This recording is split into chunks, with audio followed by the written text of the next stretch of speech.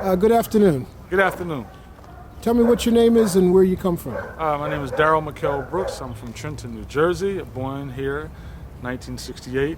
What was it like growing up in Trenton in the 70s and in the 80s? I think growing up in the 70s, 80s was a great period in life. You know, in Trenton, it was more of a familyhood. Friends growing up, we were all young kids having a great time. There was no drugs around, too many violent crimes. Everyone, knew each other in their communities, and they were safer. Who were some of your heroes while you were growing up? Growing up, my heroes were Martin Luther King, one of the greatest athletes in the world, Julius Erving, Dr. J. That's when we were coming up. We had to emulate. Everybody wanted to be like the doctor.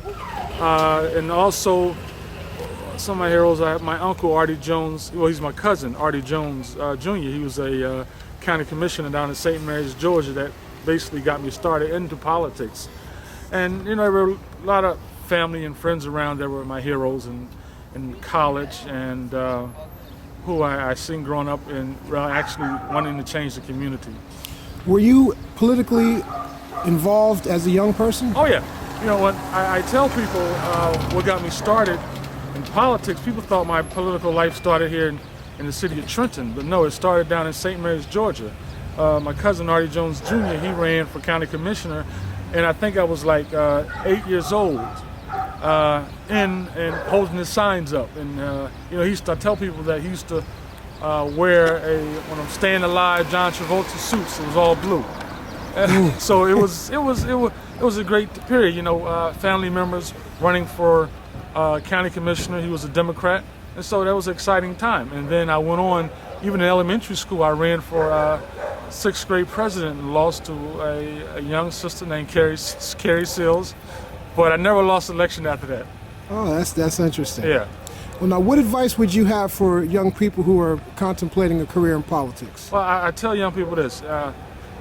When you're in high school, you really have to get involved in the political life, even in high school, but also see what's going on in the news. Watch C-SPAN. There's all types of things now on the internet that we didn't have growing up. So now there's a big world out there on the internet that talks about politics, whether you want to be a Republican, whether you want to be a Democrat, an independent, Libertarian Party, whatever. It's out there. It's out there for the people who can get. These young kids, they need to understand that if you're from the inner city, we're looking at the community needs great leadership. They need individuals who can challenge the community, get more involved in politics, whether it's on the city level or state level or federal level.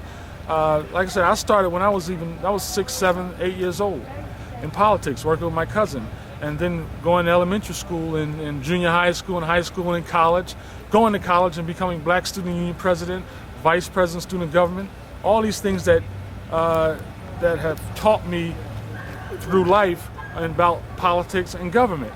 And what I tell these young kids is you have to get involved. Form a student government. If they don't have a student government in high school, form a student government. And then go on in college and take up political science and government and public policy. These things will push you towards a political life. When you come out, you should be able to get your master's degree, or if you want to start at a local level, run for councilman, run for Congress. But the sky's the limits. In this day and age, the sky's the limits. You can do everything you can. Yes, there are some barriers, but there's always going to be barriers. So what I tell people, yes, get involved, start student governments, get involved, go down to Washington, go down to the State House and see how really things are, and go online on